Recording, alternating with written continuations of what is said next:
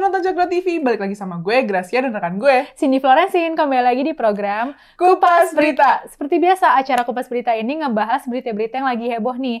Kita bakal pilih berita yang menarik dan kita bahas bareng-bareng. Kalian juga bisa nimbrung di komentar di bawah ya. Oke, kita masuk ke berita pertama nih, Gra. Jadi, rame dibicarain nih isu-isu politik, lagi-lagi politik. Apa-apa politik, aduh. Jadi ada isu kalau Pak Ganjar Pranowo ini mau dipasangin sama Pak Anies Baswedan. Wadidaw, heboh lagi kan tuh. Wah, ini lucu sih. Tadi dulu deh, nanti gue kasih tau lah apa yang lucu, apa yang ada di otak gue. Lanjut dulu. Nah, Ketua Badan Pemenangan Pemilu atau Bapilu Partai Persatuan Pembangunan atau P3 nih, Pak Sandiaga Uno akhirnya angkat bicara nih soal isu itu. Katanya bergabungnya Pak Anies dengan Pak Ganjar nih bakalan bawa semangat baru gitu dalam kontestasi demokrasi 2024. Tapi nggak tahu lah ya, bener apa enggak. Tapi ya sih, yang gue denger juga ya, sampai ini loh gue lihat Ketua Umum Partai Nasdem nih, Pak Surya Paloh bilang sejauh ini ya dia belum berubah pikiran lah Pak Anies buat ngejadiin Pak Anies ini cawapresnya Pak Ganjar di Pilpres gitu. Oh, Jadi kayak masing-masing aja dulu. Gitu. Iya sih, benar sih. Sebenarnya di dunia politik sendiri wajar lah ya, ada kemungkinan nggak terduga nih yang muncul dan di luar nalar gitu loh. Salah satunya ini kolaborasi nama Pak Ganjar sama Pak Anies sebagai capres-cawapres kan bombastik ya, say. Tapi ingat lagi nih dunia politik, jadi munculnya kemungkinan kayak gitu ya bukan sesuatu yang harus banget dikagetin dan biasa aja gitu. Bahkan sebenarnya udah lama ya nggak sih? Iya, tapi coba kita berandai-andai. Andai-andai nih ya. Iya, kalau semisal nih Pak Ganjar jadi sama Pak Anies gitu kan. Capres, cawapres gitu. Nah, Pak Ganjar ini kan nerusin programnya Pak Jokowi kan. Nah, Pak Anies ini kan antitesanya nih. Ya kan? Jadi gimana tuh kalau ada proyek? Yang satu, jadi kita bangun ini ya. Enggak setuju. Loh, terus abis itu, jadi kita harus urus ini ya. Gak bisa. Lah, ini bagaimana? Kagak ada kompak-kompaknya ntar malah. Makin ke sana, makin ke sini. Aduh, sejauh ini yang paling jauh. Iya benar banget. Sejauh itu. Iya. Yeah. Iya sih.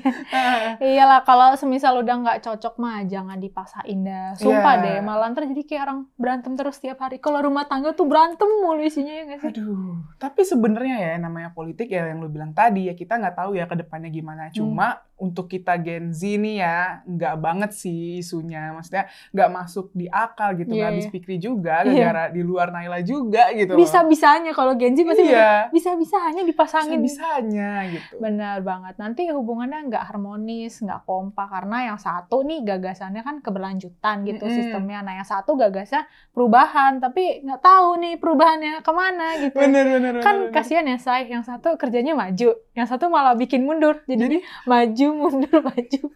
Cantik. It's tahan dulu, Besti. Belum weekend. Jangan joget-joget dulu. Nih ya guys, ya buat yang belum tahu, jadi ya wacana duet Pak Ganjar sama Pak Anies ini pertama kali dicetusin sama Ketua DPP PDIP Said Abdullah, Pak Said gitu. Ya, yang nganggap Ganjar dan Anies ini sama-sama tokoh muda, cerdas, dan energik. Jadi bisa nyiptain kepemimpinan nasional yang baik di masa depan, katanya. Iya, emang kadang-kadang kidding ya politik ini. Ada, tapi nggak apa-apa, kan baru ide doang gitu loh. Iya, ya udahlah ya. Intinya mah kita tetap bakal dukung Pak Ganjar lah ya, sekalipun cawapresnya Pak Anies gitu.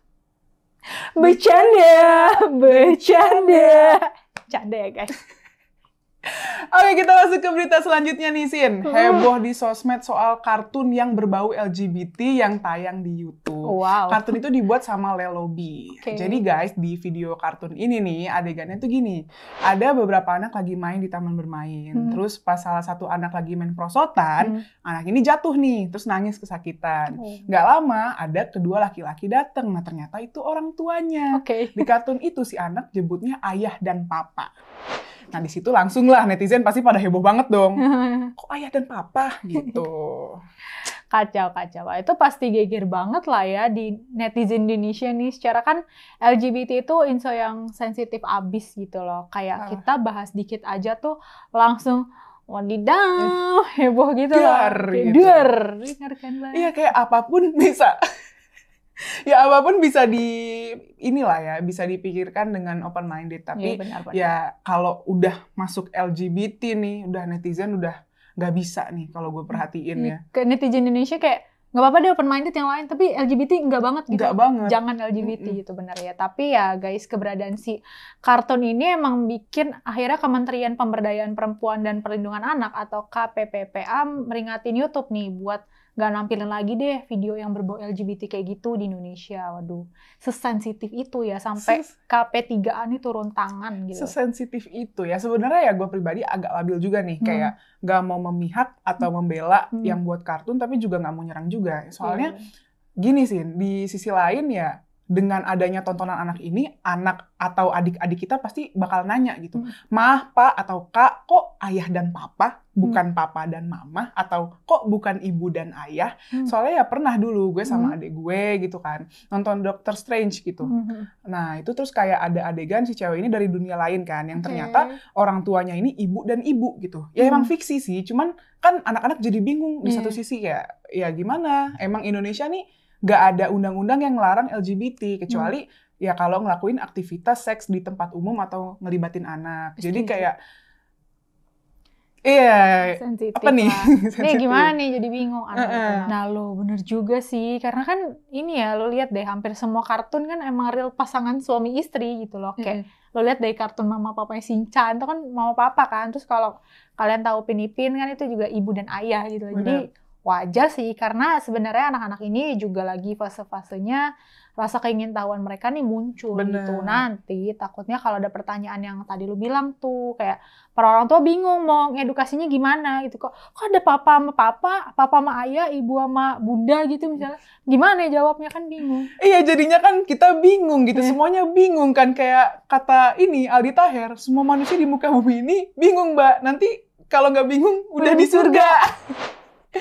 Anjir. Ngelawak sekarang bener-bener anjir. Bingungnya nanti kalau udah di akhirat ya. Aduh. Tapi emang benar yang tadi lo bilang, si LGBT ini masih jadi isu yang sensitif banget gitu buat masyarakat Indonesia yang emang belum open-minded, se-open-minded kayak orang luar gitu. Nah, itu juga yang jadi masalah nih di Lelobi tadi yang lo bilang ya, nama kartunya itu kan yang produksi itu di belakang si Ade dan dua ayahnya ini ada semacam bendera pelangi gitu, Beb, di dekat perosotan lah. Makanya masyarakat juga ngasumsiin kalau kartun itu ada unsur LGBT, langsung sensitif bendera banget. pelangi itu. Nah, buat para penonton Cokro TV nih yang udah jadi orang tua, gimana nih menurut kalian? Kalau misal ada tontonan kayak gitu gimana? Menurut pendapat gue nih ya, kalau suatu saat nih nggak sengaja anak gue nonton film yang ada unsur LGBT-nya gitu ya. Ya mungkin kalau dia nanya, gue edukasi gitu. Kalau mereka nih ada kelainan seksual, jadi sebenarnya ya udah itu bukan hal yang normal gitu ya. Sorry to say ya, ya begitu. Pokoknya dikasih penjelasan lah. Intinya gitu.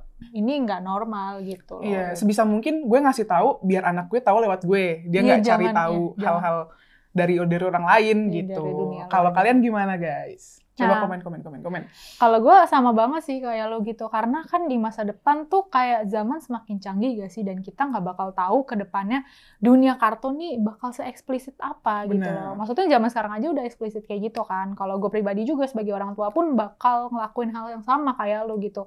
Bakal mengedukasi anak kalau hal itu tuh bukan sesuatu yang normal gitu loh. Tapi ya pelan-pelan pun gue juga nanti bakal ajarin mereka buat menghormati hak-hak mereka, iya. Nggak yang maksudnya main hakim sendiri gitu. Tapi ya tetap sorry to say, lagi gue kasih tahu itu bukan suatu hal yang bener gitu. Kalau pendapat kita sih gitu guys.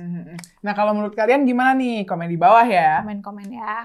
Oke, sekarang kita masuk ke bagian bacain komentar para penonton Cokro TV ya. Nah, komentar pertama dari Rafa Muksin 9309 di video Radikal Radikal Ca Islah yang judulnya Strategi Radikalisme adalah Metode Khawarij. Komentarnya gini nih. Waduh, seneng lihat Ca Islah Bahrawi ada di Cokro. Semoga Cokro terus suarakan bahaya radikalisme agamis dan ekstremis kaum sakit hati. Kalian seneng? Sama gue juga. Ini salah satu program baru nih di Cokro TV. Namanya Radikal Radikul. Asik. Anjay. Emang kalau soal radikalisme itu nggak pernah mati sih buat dibahas ya. Karena kan bener-bener orang-orang ini harus dicerahin juga biar nggak kepapar gitu. Soalnya kalau udah kepapar, udah sengklek, udah susah. Kayak ini nggak sih berita yang lagi rame tuh yang banyak warga negara Indonesia masuk ISIS gak sih? Aduh, itu kan itu dia takut tuh. terpapar tuh. Iya. Nih, penting banget program ini makanya guys. Bener banget. Lanjut. Oke, Gra, komentar selanjutnya nih dari @Tinton Winanda di channel Eko Kun tadi yang judulnya kalau cuman borong alutsista itu bukan prestasi. Komentarnya gini nih, kalau borong itu sebutan untuk membeli barang yang baru, tapi kalau barang bekas itu sih namanya pengepul, alias tukang nampung barang rongsokan untuk diperbaiki dan digunakan sesuai dengan kebutuhan atau fungsinya. Contoh, pengepul mobil, pengepul rongsokan, pengepul besi tua, pengepul kapal karam. Bener juga sih. Bener. Kecuali lu bikin inovasi senjata or something dan emang bermanfaat buat masyarakat ya baru itu prestasi nggak sih? Tapi kalau barang bekas ya emang bener definisi pengepul gitu. Intinya kan prestasi itu yang bisa berdampak buat masyarakat ya, intinya berdampak baik lah gitu, baik dari segi ekonomi, sosial, dan lain-lain gitu. Kayak misalnya akhirnya pengangguran berkurang, banyak lapangan pekerjaan, dan lain-lain. Ya emang alutsista penting lah ya buat keamanan rakyat gitu. Cuma kalau beli doang kayak, bagusnya apa ya? Prestasinya apa ya? Oke, lanjut. Aduh. Lanjut kita. Oke, komentar selanjutnya dari Hussein Ali 8142 di video timeline yang judulnya pendukung Jokowi tidak lagi percaya Prabowo. Komentarnya gini nih, ini top komen nih ya. Saya selalu konsolidasikan berulang-ulang ke keluarga untuk tidak pilih Prabowo dan Anies. Semoga ini bisa diikuti yang lain untuk memproklamirkan dukungan hanya Ganjar Pranowo. Ya, bukannya belum move on dari masa lalu ya, tapi ya namanya orang itu yang nggak bakal berubah, pakai topeng lah kalau sekarang mungkin ya buat bikin citranya bagus aja gitu. Ya pokoknya yang pernah nyentuh kaum intoleran tuh udah deh, jangan deh. Kayak ibaratnya orang pakai topeng lama juga pegel nggak sih, Say? Ntar giliran udah jadi takutnya yang bla bla bla itu muncul lagi dan nih. Banyak kepentingan yang negatif takutnya. Itu dia, aduh hancur. Lanjut. Oke, komentar selanjutnya nih dari @izulfikri6599 di #Delmondo yang judulnya wacana pasangan Ganjar Anies bikin heboh. Bagaimana kalau Ganjar Prabowo? Komentarnya gini nih, terkadang dilema muncul, soalnya mau dukung Ganjar tapi masih tetap kurang suka sih dengan partai pengusungnya atau PDIP. Saya khawatir soalnya Ganjar nantinya akan sangat dikendalikan PDIP dalam menjalankan roda pemerintahannya. BTW untuk saat ini dukungan saya masih lebih berat kepada Ganjar. Terima kasih. Mantap, Bapak masih setia dengan pendukungnya terhadap Ganjar ya. Intinya mah kita lihat figurnya aja lah ya. Kan dulu waktu dukung Pak Jokowi, partai pengusung Pak Di itu kan PDIP juga nih, tapi lihat kan hasilnya sekarang Pak Jokowi menang gitu. Kita kan nggak gubris partainya nih, yang kita dukung sosoknya, bener nggak sih? Sama kayak Pak Ganjar gitu, kita cukup fokus dukung sosok pemimpinnya aja nih, kayak yang nggak usah dinotis lah partainya gitu. Iya, kalau bisa. Ini yang pokoknya lihat track record pemimpinnya aja nih. Iya, duh. Oke, mungkin itu aja beberapa komentar menarik yang ada di channel Cokro TV. Jangan lupa like, comment, subscribe channel ini. Stay tune terus di program kita di Kupas Berita. Tunggu dong. Jangan lupa nyalain notifikasinya supaya kalian gak ketinggalan video-video Kupas Berita di channelnya Cokro TV, guys. Bye-bye.